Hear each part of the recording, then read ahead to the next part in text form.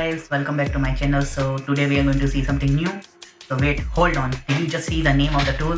Everything you know about this pricing tool just changed. Say hello to PolymagicPrice. So the old name was fine, but the tool does so much more. I had to change it. It's not just a calculator anymore, it's now running a business more efficient.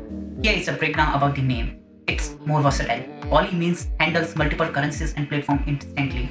Second, it's more smart. The magic. Check out how the smooth new design is. I'm curious, the PolymagicPrice. What comes to your mind? Drop your comment below.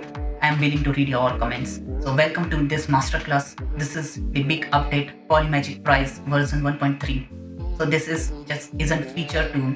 Over the next 30 minutes, I'm going to teach you how to use this professional grade tool to automate your pricing, manage your physical inventory, and scale your operations.